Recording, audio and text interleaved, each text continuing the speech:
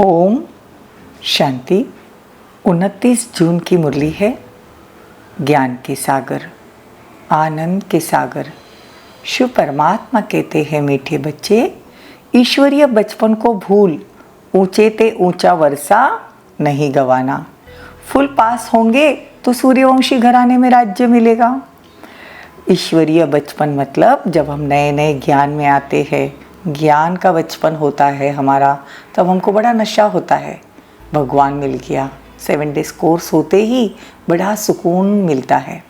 तो बाबा कहते वो नए नए जो दिन होते हैं ना, जब हम आगे बढ़ते जाते हैं ज्ञान में, साल 2 साल 5 साल 10 साल, लेकिन बाबा कहते हैं फिर भी यह बचपन नहीं भुलाना, वो दिन याद करना, कोर्स के दिन, नए नए ज्ञान के दिन।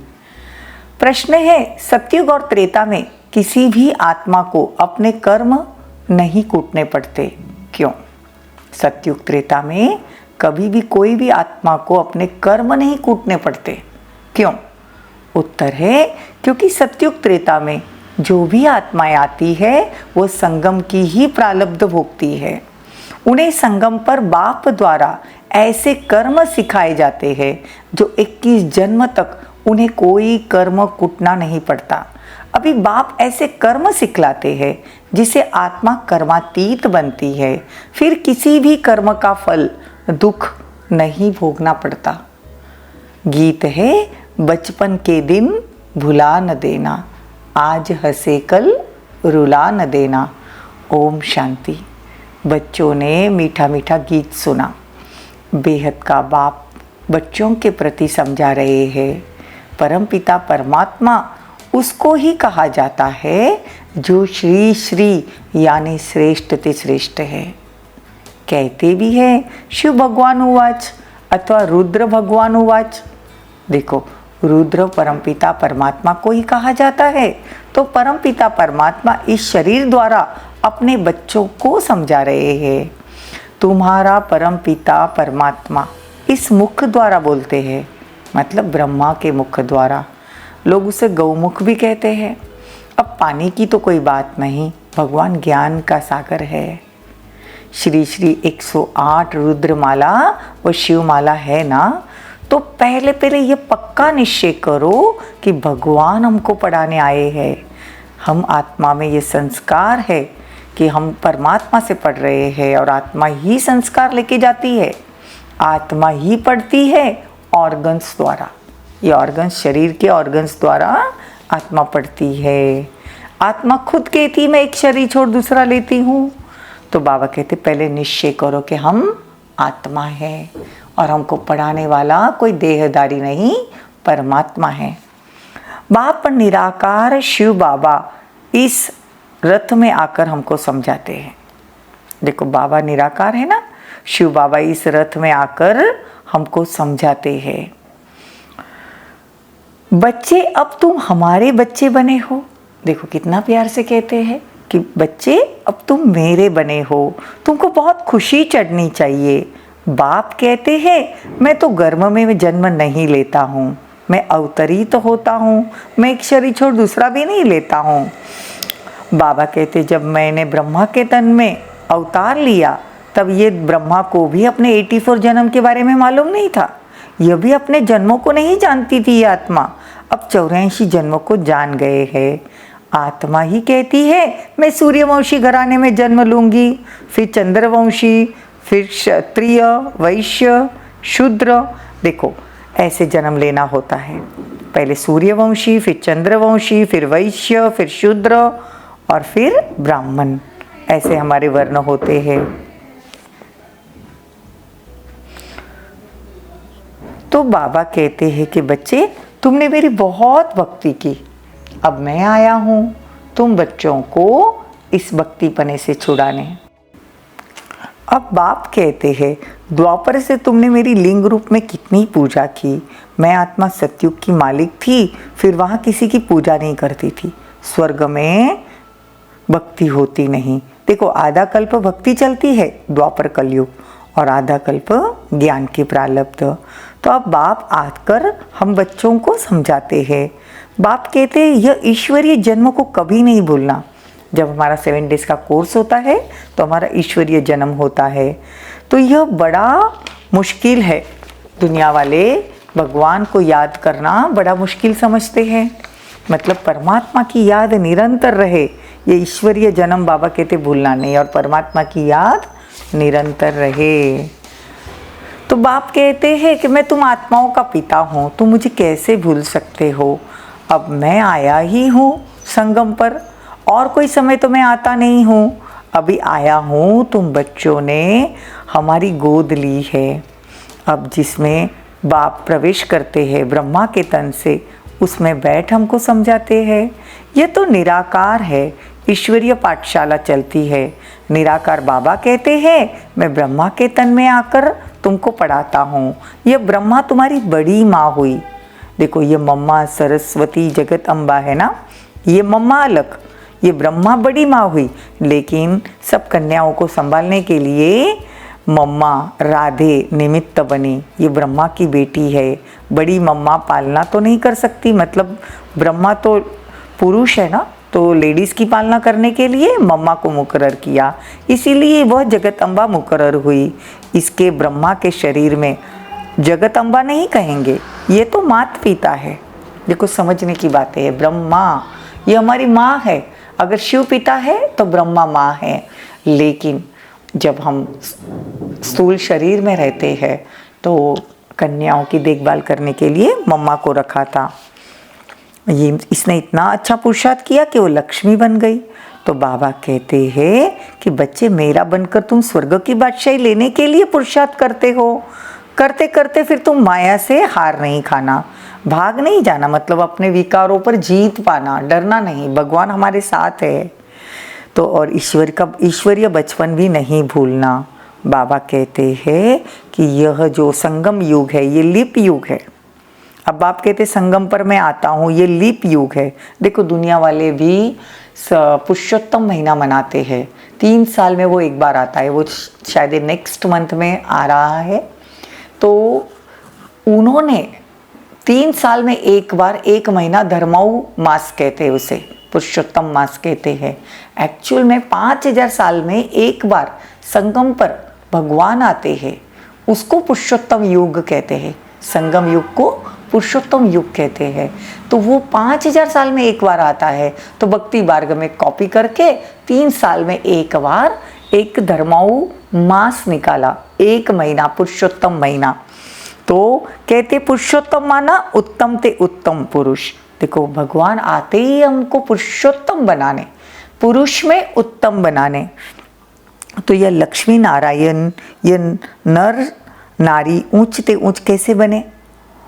भगवान का ज्ञान सुनकर। तो अब बाप कहते हैं बच्चे देह से ही देह के सब संबंधों बुद्धि से भूलो। रहना सबके साथ है, लेकिन बुद्धि में जो किचड़ा है उसकी जगह पे परमात्मा को याद करो।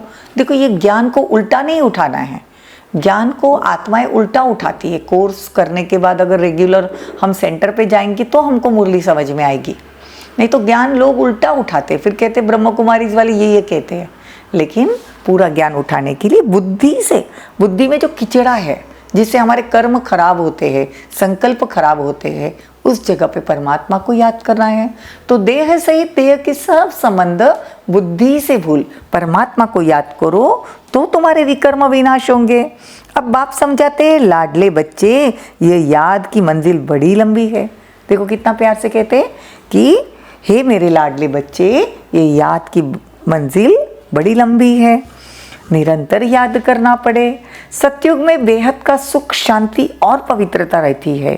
कलयुग में ये तीनों बातें नहीं, इसीलिए घर घर में अशांति है। तो बाप कहते हैं श्रीमत पर चलना चाहिए, श्रीमत पर चलेंगे तो लक्ष्मी नारायण बनेंगे। तो अब बाबा कहते हैं कि ये पास्ट में जो भी हो गया उसे भूल जाना है।